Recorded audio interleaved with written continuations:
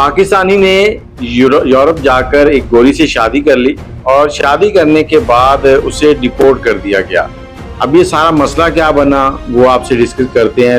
मैं यहाँ पर यही कहना चाहूँगा कि कई बार आपके ऐसे लोग भी दुश्मन बन जाते हैं जो आपके अपने लगते हैं। तो ये लड़का जो है ये ईरान के रास्ते होते हुए डंकी लगाकर यूरोप पहुंचा था। यूरोप पहुंचने के बाद इसने वहां पे असाइलम के लिए अप्लाई किया और वो कबूल नहीं हो सका। फिर इसने एक गोरी से शादी करने का मंसूबा बनाया, तो इसने गोरी से शादी भी कर ली। लेकिन इसने जो इसके साथ रूम में लड़के रहते थे उनके साथ ये सारी बातचीत जो है ना वो डिस्कस की हुई थी। उनको बताता था कि मैं आज फलां जगह जा रहा हूँ, फलां काम किया हुआ है।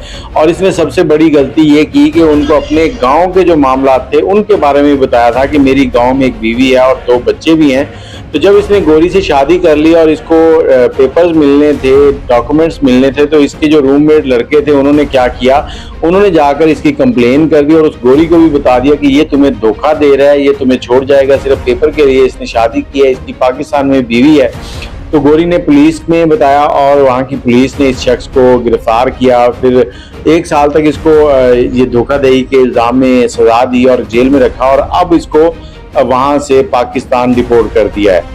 तो यहाँ पर इसकी सबसे बड़ी गलती यही थी कि इसने अपने जो रूममेट लड़के थे उनको बताया था कि मैं पाकिस्तान में शादीशुदा हूँ और मैं इससे सिर्फ कागजात के लिए शादी कर रहा हूँ।